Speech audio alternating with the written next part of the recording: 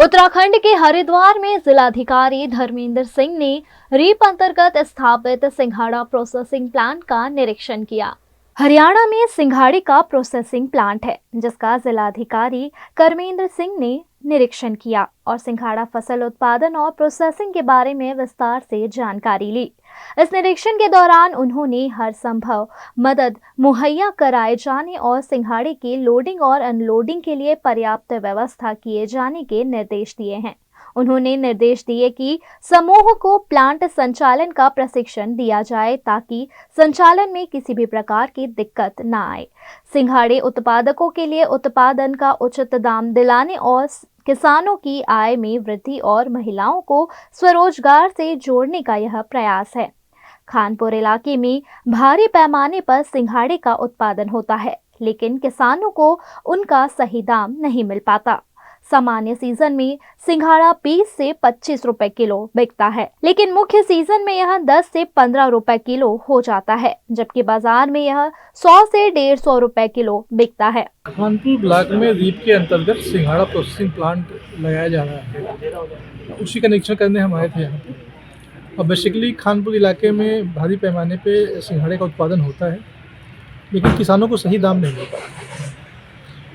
सामान्य सीजन में 20 से 25 रुपये की सिंघाड़ा बिकता है और लीन सीजन जब होता है तो उस टाइम 10 से 15 रुपये बिकता है। किसानों को सही दाम मिल सके, क्योंकि मार्केट में आप लोग भी देखते हैं 100 रुपये 150 रुपये बिकता है। सही दाम मिल सके, इसके लिए ज़रूरी है कि सिंघाड़े को प्रोसेस करके पैक करके बेचा जाए ताकि किसानों को भी सही दाम मिल सके। तो इसलिए यहाँ पर प्लांट लगाया जा रहा है। मुझे बताया गया है कि यहाँ पे लगभग 35 किसान और 200 बीघे ज़मीन में 6000 सिंघाड़ा प्रतिवर्ष 6000 क्विंटल सिंघाड़ा प्रतिवर्ष पैदा करते हैं, जो जैसा कि मैंने पहले बताया सही दामों पे नहीं बिक पा रहा है। प्रोसेसिंग प्लांट लगने से ये फ़ायदा होगा कि उसको आटे में चेंज कर पाएंगे और आटे में चेंज करके स्केल अप के माध्यम से इसको विपणन किया जाएगा। तो किसानों को जो अभी 10-15 रुपये या 20-25 रुपये मिल रहा है, उनके लिए मिनिमम रेट 35 रुपये रखा गया है। कोई भी सीजन हो 35 रुपये कम से कम उनको मिल पाए। अरवली के मोडासा में सीआईडी क्राइम की जांच और भिलोड़ा में घर में आग लगने की घटना सामने आई है। गुजरात के अरवली के मोडासा में सीआईडी क्राइम की जांच इन दिनों चल रही है। पोंजी स्कीम मामले की सीआईडी लगातार जांच कर रही है। आरके एंटरप्राइजेस के आसपास के दुकान मालिकों के भी बयान लिए जा रहे हैं। गौरतलब है कि यहां बीजेड ग्रुप द्वारा किए गए घोटाले के बाद अन्य कंपनियों पर भी लगातार जांच चल रही है, जिसके चलते मोडासा सीआईडी क्राइम की टीम पिछले कई दिनों से मोडासा में ही देखी जा रही है।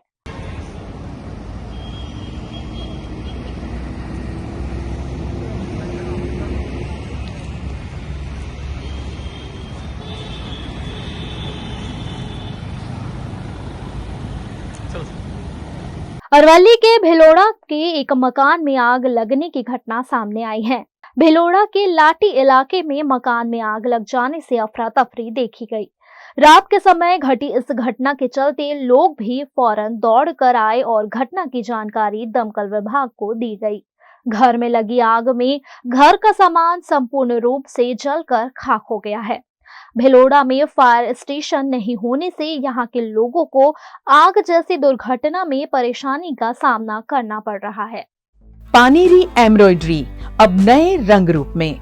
आप पानेरी पहुँचे हैं तो मानो आपकी सारी शॉपिंग हो सकेगी एक ही जगह पर।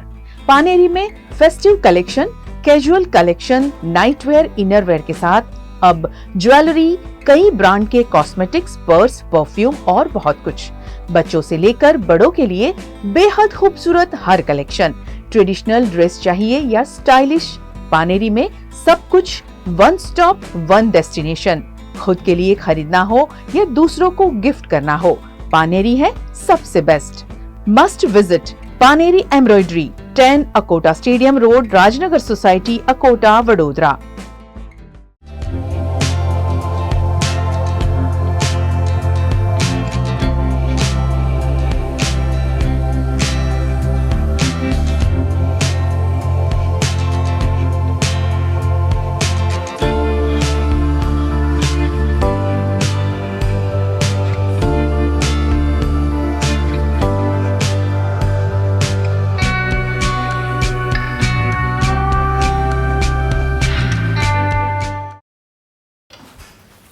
ठीक से साफ करो, ऊपर ऊपर से नहीं। BLDC मतलब बोरिंग लुकिंग, इसको साफ करके क्या फायदा। इतनी बेइज्जती। Switch to RR signature designer BLDC fans, जो बोरिंग लुकिंग नहीं, वेरी स्टाइलिश लुकिंग है। RR सिग्नेचर फैंस, आपके काम की बात। Every new year we take a new year resolution. New year resolution का मतलब होता है upgrading your life, which means upgrading your lifestyle and upgrading your living space. And that is why the best choice is Trilogy by Courtyard.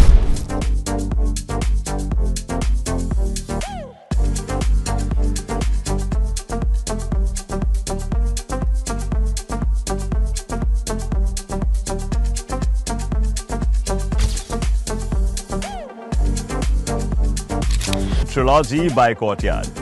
Finest architecture, world-class amenities, and a great space to live. Come check it out.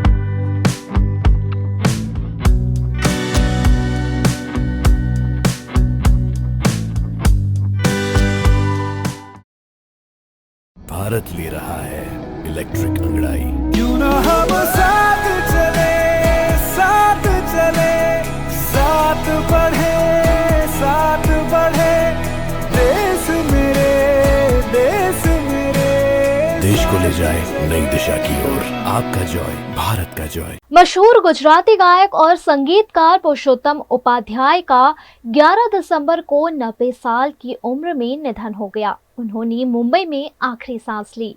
15 अगस्त 1934 को गुजरात के खेड़ा में जन्मे पुरुषोत्तम उपाध्याय का संगीत के प्रति जुनून कम उम्र से ही स्पष्ट हो गया था, जिससे उन्हें अपने स्कूल के वर्षों के दौरान कई प्रशंसाएं मिली। संगीत के प्रति उनका प्रेम उनके करियर बनाने के लिए मुंबई ले गया, लेकिन उनकी शुरुआती प्रशंसाओं को चुनौतियों का सामना करना पड़ा, जिसके कारण उन्हें वापस लौटना पड़ा। बिना किसी डर के उन्होंने थिएटर कंपनियों में प्रदर्शन करना शुरू कर दिया, जिससे उनकी शानदार यात्रा की शुरुआत हुई। एक परिवर्तनकारी क्षण तब आया जब उन्होंने अभिनेता अशरफ खान की उपस्थिति में मूल रूप से नूरजहां द्वारा गाया गया एक गीत प्रस्तुत किया। इस सफलता से प्रसिद्ध कलाकारों के साथ सहयोग और ऑल इंडिया रेडियो मुंबई के साथ एक करार हुआ। पुरुषोत्तम उपाध्याय ने भारतीय विद्या भवन में संगीत कार्यक्रमों के प्रबंधन की भूमिका भी निभाई और संगीत जगत में अपनी स्थिति मजबूत की। पुरुषोत्तम उपाध्याय गुजरात सरकार से गुजरात गौरव पुरस्कार और पद्मश्री पुरस्कार से सम्मानित थे। पुरुषोत्तम उपाध्याय ने अपनी कलाजयी रचनाओं और आवाज के माध्यम से हे रंगलो जाम्यो जैसे कई गीतों को अमर बना दिया। उन्होंने 20 से अधिक फिल्मों और 30 से अधिक नाटकों के लिए संगीत तैयार किया। गुजराती गीतों के लिए उनकी रचनाएं भारत की सीमाओं को पार कर दुनिया के हर कोने में रहने वाले गुजरातियों के दिलों में गूंज रही है। पुरुषोत्तम उपाध्याय ने लता मंगेशकर, आशा भोसले और मोहम्मद रफी जैसे दिग्गजों के साथ भी गाना गाया था। ऐसे महान गायक और संगीतकार पुरुषोत्तम उपाध्याय ने 90 साल की उम्र में मुंबई में अंतिम सांस ली, लेकिन उनकी गायकी हमेशा के लिए अमर है और उनके जाने से संगीत जगत को एक बड़ी कमी महसूस हुई है। गुजरात में ठंड का कहर बढ़ता जा रहा है। इस बीच एक रिक्शा चालक की मौत की खबर सामने आई है। गुजरात में पिछले कुछ दिनों में ठंड का कहर बढ़ा है। गुजरात का तापमान कई डिग्री घट गया है, जिससे लोग ठंड में ठिठुर रहे हैं। इसी बीच मेहसाणा की अयोध्या नगर सोसाइटी में एक रिक्शा चालक का शव बरामद हुआ है। तेजस्विनी सोसाइटी में रहने वाले दीपक परमार नामक रिक्शा चालक की ठंड में ठिठुर कर मौत हो गई है। रात के दौरान रिक्शा पार्क कर सोए हुए रिक्शा चालक की ठंड से मौत हुई होने का अनुमान लगाया जा रहा है। घटना की जानकारी पाते ही पुलिस मौके पर पहुंची और मामले की तफ्तीश शुरू की है।